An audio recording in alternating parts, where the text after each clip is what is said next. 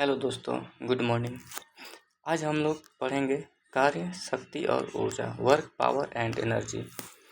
तो चलिए, सबसे पहला टॉपिक है कार्य, वर्क। देखिए, कार्य की माप जो है लगाए गए बल और बल को दिशा में वस्तु की विस्थापन के गुणनफल के बराबर होता है। कार्य का माप किसके बराबर होता है? तो बल और बल के दिशा में विस्थापन के गुणनफल। ठीक है, तो कार्य इक्वल टू क्या हो जाएगा? बल गुना में बल के दिशा में विस्थापन, यानी W equal to F S cos theta. और अब देखिए, थोड़ा सा हम लोग ये समझते हैं कि जो आम जीवन होता है उसमें कार्य करना और एक के विज्ञान की भाषा में या साइंस की भाषा में कार्य करना, दोनों में थोड़ा सा अंतर है। जैसे अगर यहाँ पर देखिए एक कॉस थीटा है, तो कॉस 90 का वैल्यू होता है 0 और कॉस 0 का 1 है। तो यहाँ पर समझने की बात है, अगर कोई व्यक्ति 90 डिग्री पे खड़ा होकर और कोई कार्य करता है, तो मान लीजिए वो एफ एस और कॉस 90 का वैल्यू क्या हो जाएगा? 0, यानी कि वो कार्य जो है उसका 0 हो जाएगा। और वहीं अगर 0 डिग्री पे होकर कार्य करेगा तो एफ एस और 1, यानी कि ये मैक्सिमम हो जाएगा और ये मिनिमम कह सकते हैं। तो इसलिए आम जीवन में कोई कार्य करना और साइंस के दृष्टिकोण से काम करना, दोनों में थोड़ा सा यहाँ अंतर या ये विवादास्पद मुद्दा हो सकता है। जैसे कोई कह सकता है कि हम तो काम कर लिए, लेकिन वास्तव में अगर यहाँ फार्मूला के या विज्ञान की भाषा में कहें तो यहाँ पर 0 कार्य हुआ है। ठीक है, अब चलते हैं कार्य के बारे में। तो देखिए, कार्य जो है एक अदिश राशि है, यानी कि इसमें न मैग्नीट्यूड और दिशा दोनों में से कोई एक होगा, उसी को हम लोग अदिश राशि कहते हैं। इसका SI मात्रक जूल होता है। इसको न्यूटन मीटर में व्यक्त कर सकते हैं।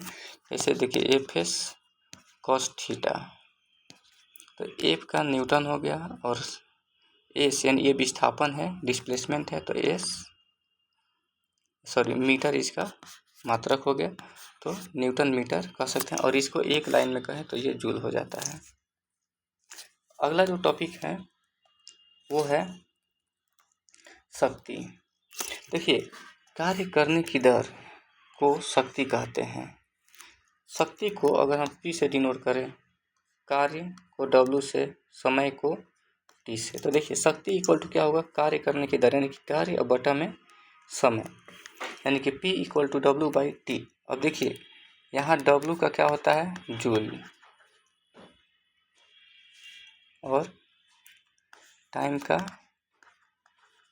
सेकंड, तो इसको हम लोग ऐसे लिख सकते हैं, जूल पर सेकंड। और इसी को एक लाइन में कहें तो ये वाट इसको कहा जाता है। तो इसका SI मात्रक वाट हो जाता है, जूल या जूल प्रति सेकंड कह सकते हैं, और ये अदिश राशि है। अच्छा, एक और चीज़ समझना है कि मशीनों की जो शक्ति होती है उसको अश्व शक्ति या हॉर्स पावर के रूप में व्यक्त किया जाता है। और एक हॉर्स पावर, देखिए अब हॉर्स पावर और वाट में एक संबंध है कि एक हॉर्स पावर इक्वल टू 746 वाट होता है। ठीक है, आगे बढ़ते हैं। तो एक टॉपिक है ऊर्जा, एनर्जी।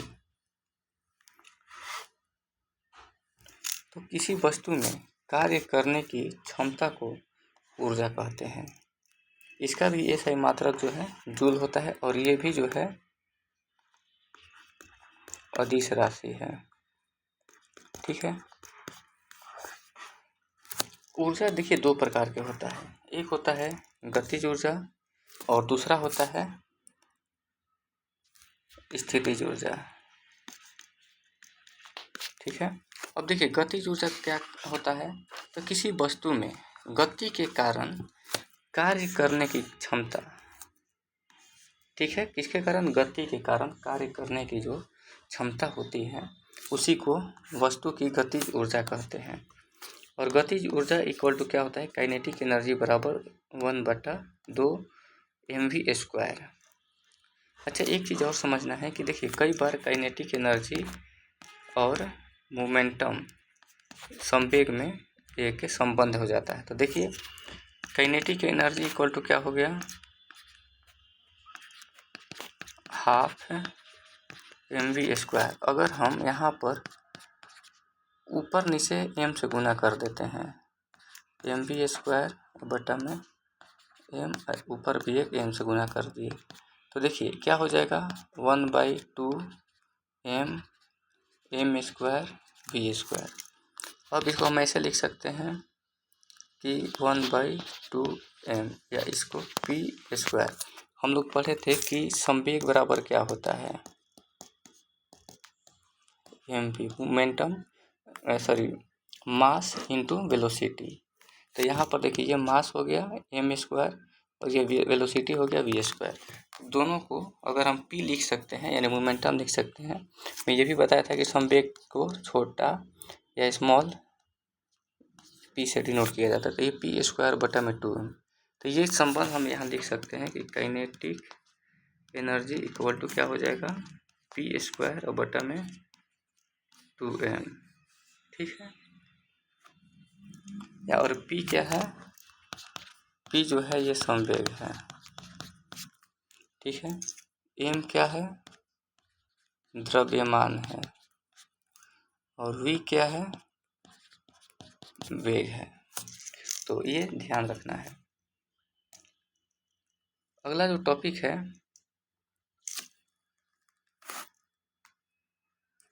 तो वो है स्थितिज ऊर्जा, पोटेंशियल एनर्जी।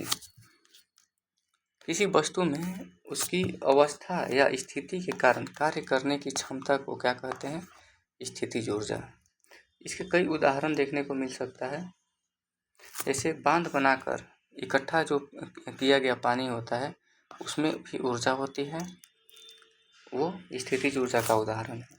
इसी प्रकार घड़ी के चाबी में संचित ऊर्जा, तनी हुई स्प्रिंग के या कमानी की ऊर्जा। ठीक है, अब देखिए पोटेंशियल एनर्जी बराबर होता है mgh। m क्या है, यहाँ पर m जो है मास हो जाएगा यानी द्रव्यमान, g जो है गुरुत्वीय त्वरण हो जाएगा, गुरुत्वीय त्वरण हो जाएगा, और h जो है हाइट। ठीक है, तो m mass, g gravity due to acceleration, h height. ठीक है, अब यहाँ अगला टॉपिक है ऊर्जा संरक्षण का नियम। ये बहुत ही इम्पोर्टेंट है, कई सारे परीक्षाओं में ये पूछ ही देता है। तो देखिए ऊर्जा संरक्षण का नियम कहता है law of conservation of energy. ऊर्जा का न तो निर्माण किया जा सकता है और न ही इसका विनाश किया जा सकता है। यानी कि ये कह सकते हैं कि जो ऊर्जा है वो क्या है, फिक्स है, मतलब कांस्टेंट है। फिक्स के जगह पे कांस्टेंट अगर सब प्रयोग ज़्यादा बेहतर है। तो देखिए इसलिए ऊर्जा का ना तो विनाश किया जा सकता है ना ही निर्माण किया जा सकता है। जितना भी ऊर्जा है इस ब्रह्मांड में वो सब जो है नियत है। ठीक है, और तो हम ये कह सकते हैं कि ऊर्जा का कई बार कहा जाता है कि यार इतना एनर्जी लॉस हो गया, देखिए इतना काम किए कि अब ऊर्जा नहीं रहा शरीर में। तो देखिए वो दरअसल लॉस नहीं होता है, जो लोग बात करते हैं कि लॉस हो गया वो गलत है। ठीक है, ऊर्जा का एक रूप से दूसरे रूप में स्थानांतरण होता है।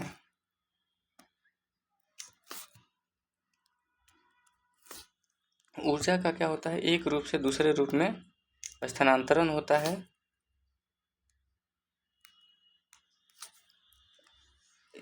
या रूपांतरण कहें, रूपांतरण जो है ट्रांसफॉर्मेशन होता है। ठीक है, अगर हम जैसे बात करें तो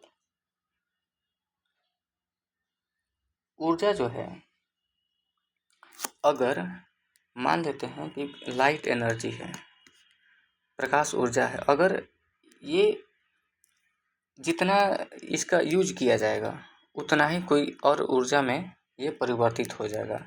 ठीक है, जैसे कि सोलर सेल है, सोलर सेल में अगर देखा जाए तो लाइट एनर्जी तो परिवर्तित होती है या रूपांतरित होती है और इलेक्ट्रिकल एनर्जी में परिवर्तित हो जाती है। इसी प्रकार अगर देखा जाए तो डायनेमो है, डायनेमो जो है ये मैकेनिकल एनर्जी को क्या करेगा, इलेक्ट्रिकल एनर्जी में ट्रांसफॉर्म करेगा, यानी यांत्रिक ऊर्जा को विद्युत ऊर्जा में ट्रांसफॉर्म करेगा। इसी प्रकार एक बिजली का मोटर जो होता है, इलेक्ट्रिक मोटर जो है, देखिए ये इलेक्ट्रिकल एनर्जी को किस में ट्रांसफॉर्म करता है, तो मैकेनिकल एनर्जी में। तो ऊर्जा जो है वही है, कहना चाहता हूँ कि जैसे ऊर्जा जो है एक रूप से दूसरे रूप में रूपांतरित होती है, ये न तो इसका निर्माण किया जा सकता है और ना ही बनाया जा सकता। तो ये ध्यान रखना है, यही जो है ऊर्जा संरक्षण का नियम है। और इसके बाद हम लोग, मैं एक वीडियो बना दूंगा जिसमें विभिन्न प्रकार के जो एनर्जी है और उसको वो किस रूप में रूपांतरित होती है और क्या बनती है, यानी कि एक रूप से दूसरे रूप में क्या मतलब क्या बदलता है या क्या बनता है, वो हम लोग देख लेंगे उस वीडियो में। तो चलिए वीडियो को यहीं ख़त्म करते हैं और आशा करता हूँ कि वीडियो समझ में आएगी आपको। तो लाइक और शेयर ज़रूर कीजिएगा। धन्यवाद।